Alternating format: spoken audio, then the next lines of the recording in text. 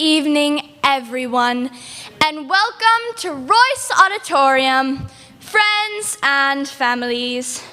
This evening's production is a program we hope you'll enjoy, A Christmas Carol. The author of the book, Charles Dickens, was a great English writer. Among his other famous novels are David Copperfield and Oliver Twist. Dickens came from a family of 8 children and lived most of his life in London. His childhood was dismal, and food was often scarce. In fact, his family was so penniless that poor Charles worked in a shoe factory when he was our age, 11 or 12. His memories of this job were so bad he seldom spoke of it. School was a place he attended off and on. Actually, his mother didn't like it when he did attend school, because that meant the family was not able to have the money he would have earned. Needless to say, he never finished school. Charles Dickens had such an abundant energy that he often took long walks. He came to know the streets and alleyways of London better than anyone else in his time. As a result, he based his stories on what he saw around him. He often included his own family as his characters. In the 1840s, when he was desperate for money during the holidays, he wrote Christmas stories. One of these was A Christmas Carol. This evening's program offers you the musical adaptation of this traditional Christmas time story. We are fortunate to have the original score written in 1951 by Mrs. Eloise Johnson. Miss Johnson was past president of the St. Cecilia Music Society, and we would like to take a moment to honor her memory for this wonderful work.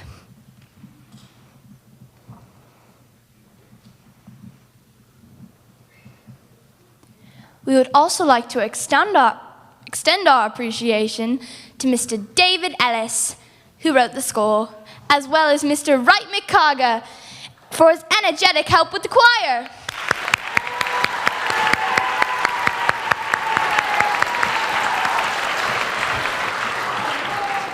And Miss Patricia Wonder, conducting the City High Orchestra.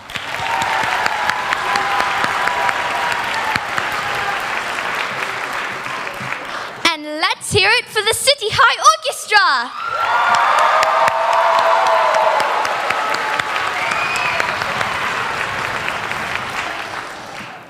We are grateful to the St. Cecilia Music Society for the honor of performing on this wonderful stage.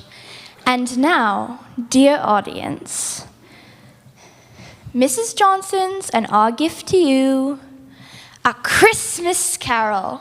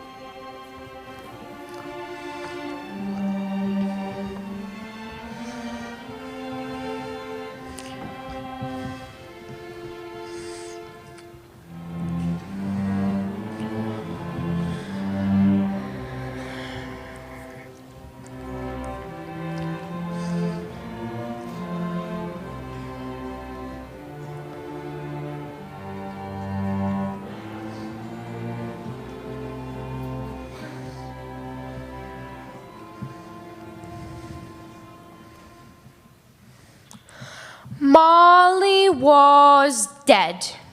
He died 7 years ago this very night, on Christmas Eve. Scrooge and he were partners for many years. Scrooge never painted out old Marley's name, and there it stood above the warehouse door. Scrooge and Marley. Tight-fisted Scrooge was a squeezing, wrenching, grasping, clutching old sinner, hard and sharp as flint, secret and solitary as an oyster. The cold within him froze his old features, nipped his pointed nose, shriveled his cheek, stiffened his gait, made his eyes red, his thin lips blue and spoke out in a grating voice. A frosty rime was on his head, on his eyebrows, and on his wiry chin. Nobody ever stopped him with a gladsome, "How are you?" No beggars implored him, or children asked him what o'clock it was. Even the blind men's dogs would appear to know him, and when they saw him coming on, would tug their owners into doorways and up courts. But what did Scrooge care? It was the very thing he liked, wanting all human sympathy to keep its distance.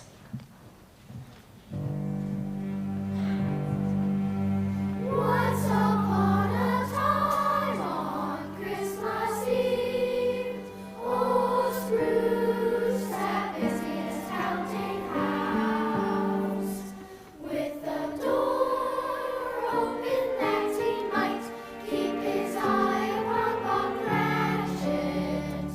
It was full, noisy, and the fog poured in through every chink and keyhole. Scrooge had a small fire, but his clerk tried to warm himself with just a candle. "Merry Christmas, Uncle!" called Scrooge's nephew from the doorway. "Bah, humbug! Christmas humbug, Uncle! You don't mean that, I'm sure. I do what's right to have you to be merry. You're poor enough." Every idiot who goes about with Merry Christmas on his lips should be born in his own pudding, berry steak of holly through his heart. He should.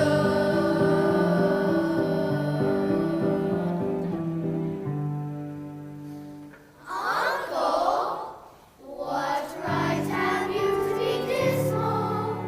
You're rich enough. I have always thought of Christmas time as a good time, a kind forgiving time, the only time I know when men and women seem to open their hearts. I believe it will do me good, and I say, God bless it.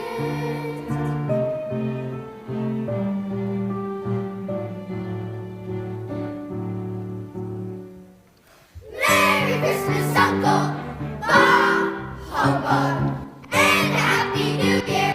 Bah, humbug!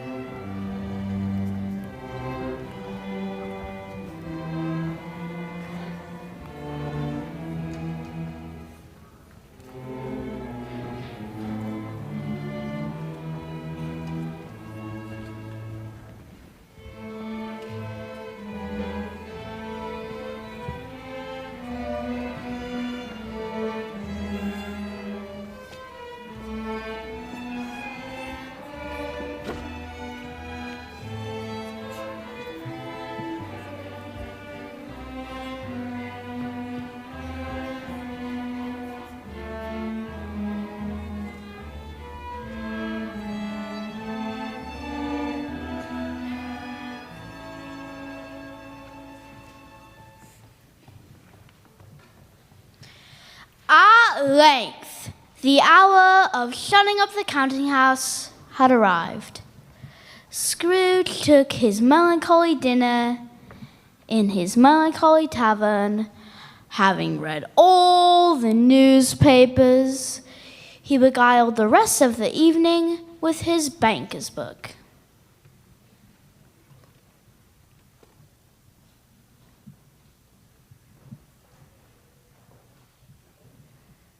He went home to bed. The yard was so dark that even Scrooge, who knew its every stone, was fain to grope with his hands. Now, it was a fact that there was nothing at all particular about the knocker on the door, except that it was very large. Then, let any man explain to me, if he can, how it happened that Scrooge, having his key in the lock of the door, saw in the knocker not a knocker, but Molly's face. Molly's face! Scrooge was not a man to be frightened. He looked up again and saw that it was a knocker. So he put his hand slowly on his key, turned it sturdily, walked in, and lighted his candle. He fastened the door, walked across the hall, and up the stairs, slowly too, trimming his candle as he went.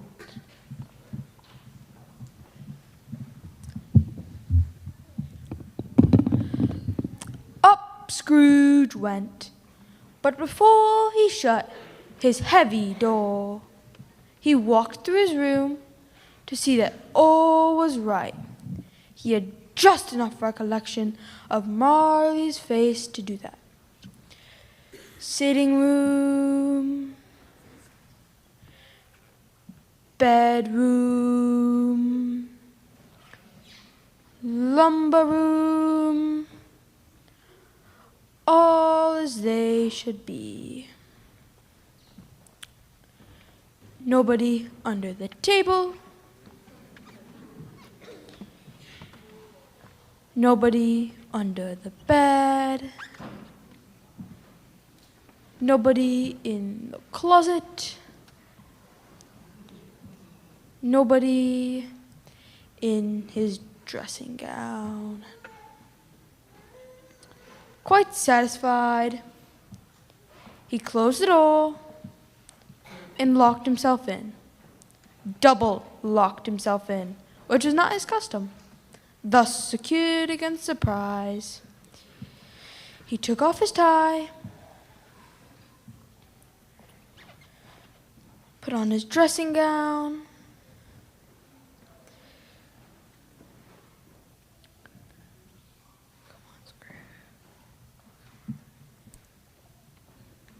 slippers,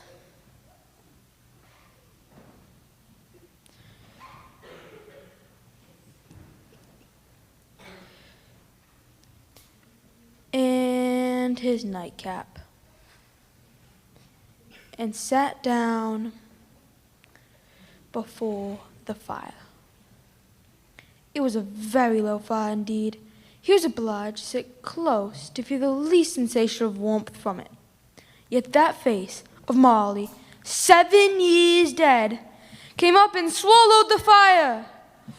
Humbug, said Scrooge, and walked across the room. After several turns, he sat down again. His glance came to rest upon a bell, which, as he looked, began to swing. Soon it rang out loudly, and so did every other bell in the house. The bells ceased and were followed by a clanking noise deep down below, as if some person were dragging a heavy chain. The cellar doors flew open with a booming sound, and he heard the noise much louder on the floors below.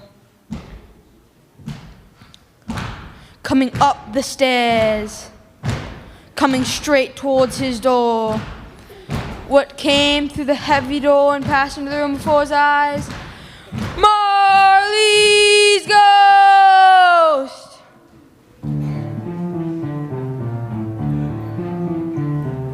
How now? What do you want with me?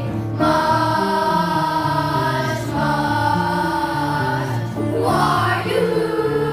Who are you? In life I was your partner, Jacob Marley. Mercy, why do you trouble me? Mercy, why do you trouble me? Why do spirits walk the earth and why do they trouble me? It is required of every man that his spirit should walk among his fellow men. If that spirit goes not forth in life, it is condemned to do so after death. To wander through the world and witness what it cannot share, but might have shared on earth and turns to happiness. I wear the chains I forged in life. I cannot rest, I cannot stay, I cannot linger anywhere. My spirit never walks beyond our counting house. And weary journeys lie before me. At this time of year I suffer most. Why did I walk through crowds with eyes turned down and never raise unto that blessed star? Were there no more homes to which its light might have conducted me? Hear me, my time is nearly gone. You will be haunted by grief spirits. Look to see me no more. But for your own sake, but for your own sake, remember.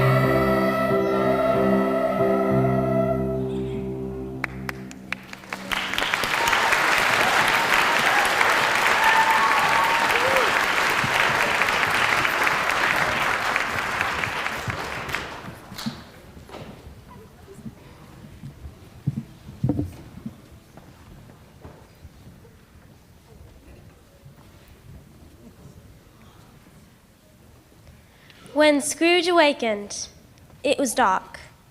He remembered Marley's ghost had warned him that he would be visited by the first spirit when the bell tolled 1.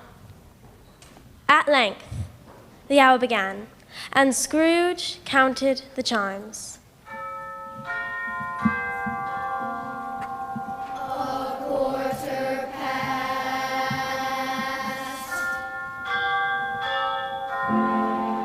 Half past.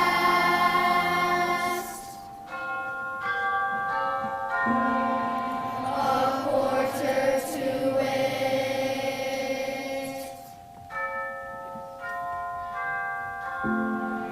The hour sounds.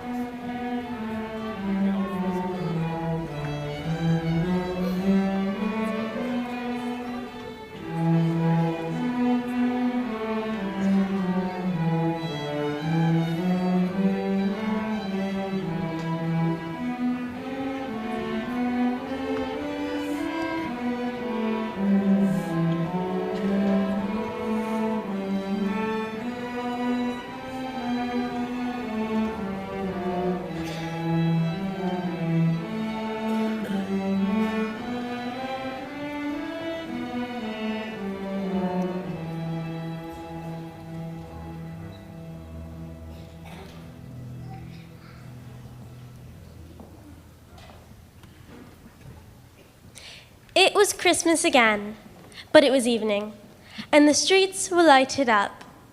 The ghost stopped at a certain warehouse door. It was the place Scrooge had worked as a young man. There was old Fezziwig, his kind employer, and Dick Wilkins, his friend. The housemaid, the baker, the milkman, the boy from over the way, and the girl next door. Into the warehouse they all came, because it was Christmas Eve, and old Fezziwig had decided to have a Christmas ball. Why, it's so Fezziwig, bless his heart, I hear him saying again, yo ho, my lads, no Christmas Eve, there'll be no work tonight. Let's clear away for the ball, here comes the fiddler and all. Oh hilly oh ho, oh hilly oh ho, it's Christmas, Christmas Eve.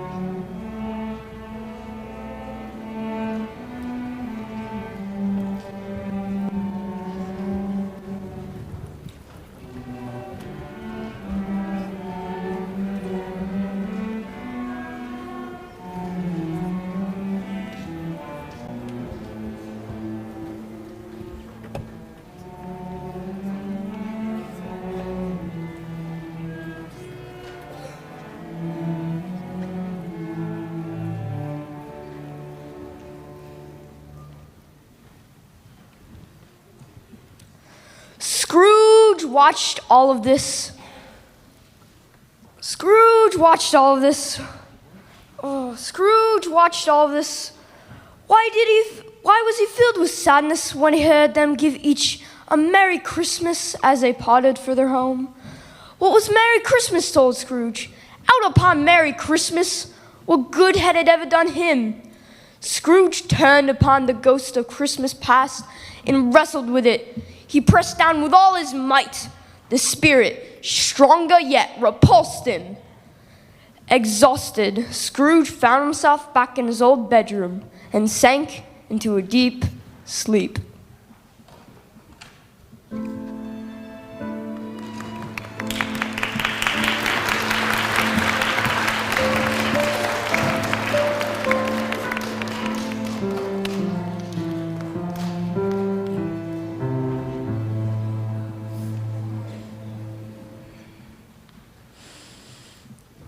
Awakening in the middle of a tough snore and sitting up in bed to get his thoughts together, Scrooge had no occasion to be told that the ball was again upon the stroke of 1. He got up softly and shuffled in his slippers to the door. The moment Scrooge's hand was on the door, a strange voice called him by name and bade him enter. He obeyed, and there stood a giant, glorious to see, who bore a glowing torch and held it up, high up, to shed its light upon Scrooge as he came peeking round the door. I am the ghost of Christmas present. I am the ghost of Christmas present. Look upon me. Spirit, conduct me where you will. Touch my robe. Scrooge did as he was told and held it fast.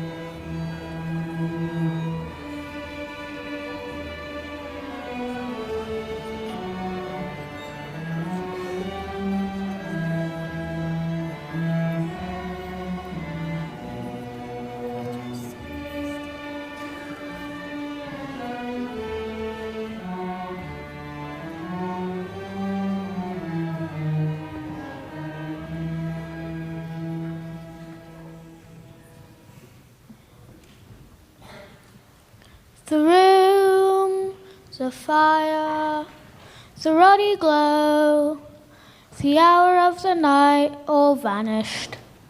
The giant and Scrooge stood in the city streets on Christmas morning. The giant went straight to the dwelling of Bob Cratchit, taking Scrooge with him, holding to his robe. On the threshold of the door, the spirit smiled and stopped to bless the home with the sprinkling of his torch. There was Mrs. Cratchit in a twice-turned gown, brave in ribbons, as she prepared the Christmas dinner. She was assisted by the young Cratchits, who danced around the table.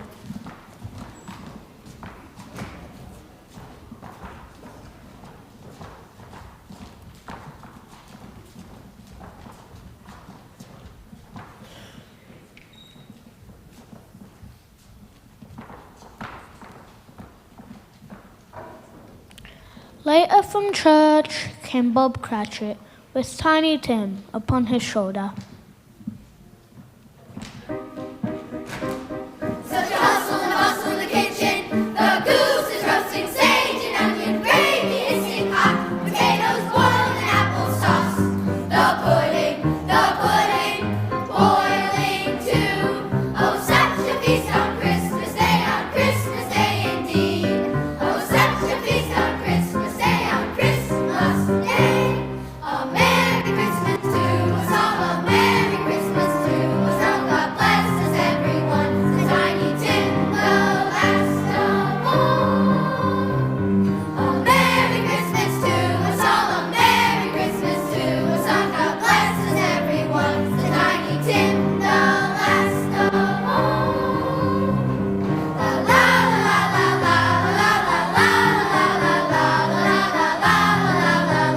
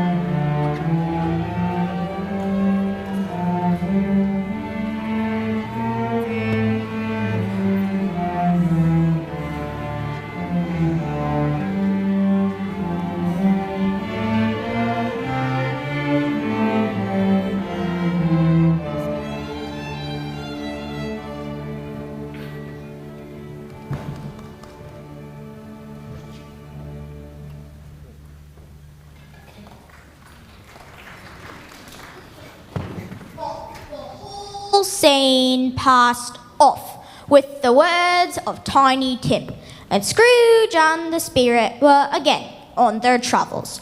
Much they saw, and far they went, and many homes they visited. 'Twas a long night.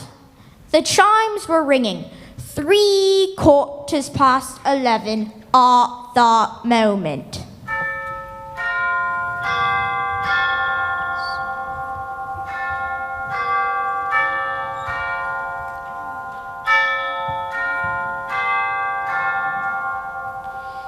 Scrooge looked about him for the Spirit, but saw it not. The bell struck 12.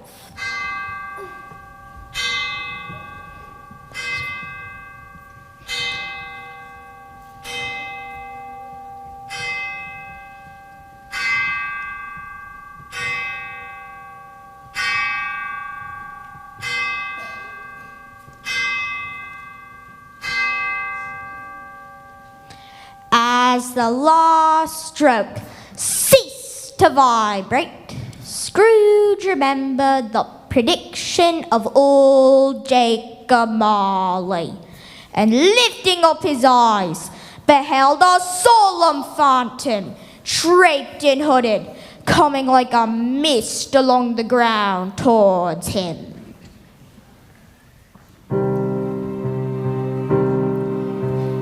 Ghost of the future, I fear you most. Lead on, lead on. Will you not speak to me, Spirit?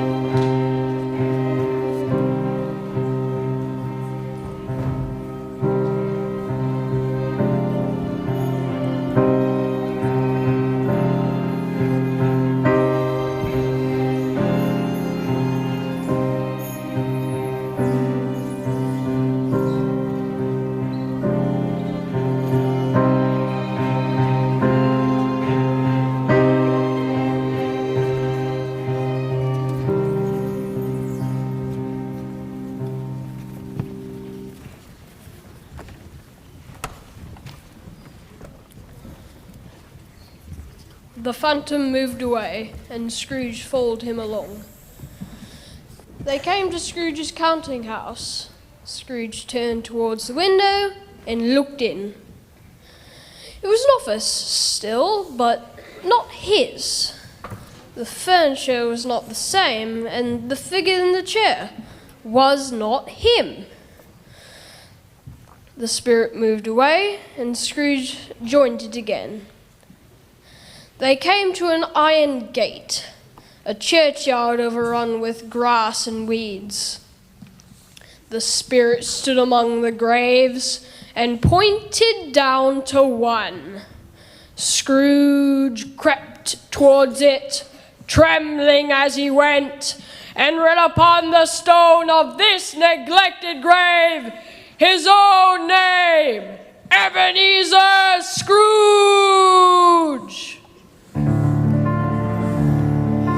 No, spirit, oh no, hear me. I'm not the man I was. This is a fearful place. Leaving it, I shall not leave its lesson. Trust me, I will honor Christmas in my heart, and I will live in the past, the present, and future. The spirits of all creatures are within me. Heaven and Christmas time be praised for this. I say it on my knees.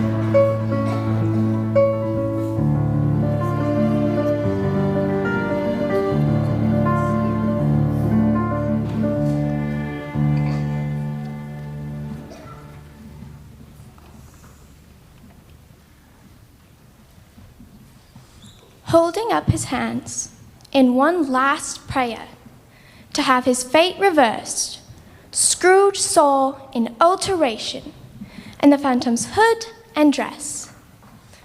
It shrank, collapsed, and dwindled down into the bedpost. Yes, and the bedpost was his own. The bed was his own. The room was his own. Best and happiest of all, the time was his own to make amends in. He had been sobbing violently in his conflict with the spirit, hearing bells ringing. He ran to the window, opened it up, stuck his head out. No fog, no mist. Clear, bright, stirring cold. Golden sunlight.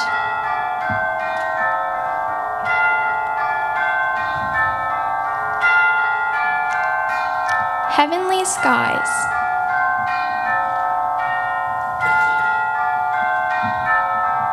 Sweet, fresh air.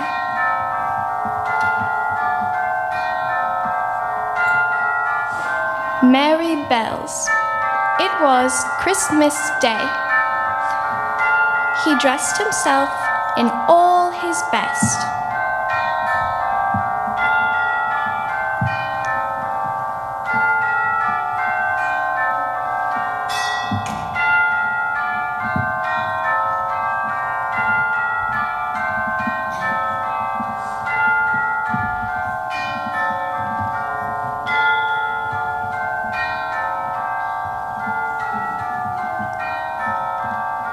And at last got out into the streets. He went to church and walked about, watched the people hurrying to and fro, patted children on the head, questioned beggars, and found that everything could yield him pleasure. He had never dreamed that any walk could give him so much happiness. He became as good a man, as good a friend, as good a master as the old city knew. His heart laughed, and that was good enough for him. It was always said of him that he knew how to keep Christmas well. May that be said of one and all of us. And so, as Tiny Tim observed, God bless us, everyone. Christmas Day, it's Christmas Day, the bells are ringing merrily. A Merry Christmas to us all, God bless us everyone. The bells do ring and the bells do sing, such a joyous day, hoo-baloo-my-lay. It's Christmas Day, oh it's Christmas Day, hoo-baloo-my-lay, hoo-baloo. Christmas Day, it's Christmas Day, the bells are ringing merrily. A Merry Christmas to us all, God bless us everyone. The bells do ring and the bells do sing, such a joyous day, hoo-baloo-my-lay. It's Christmas Day, oh it's Christmas Day, hoo-baloo-my-lay, hoo-baloo. Ding dong, ding dong, ding dong, ding dong. Hear the bells on Christmas morning. Day, Christmas Day, Christmas Day, Christmas Day, Christmas Day. God bless us,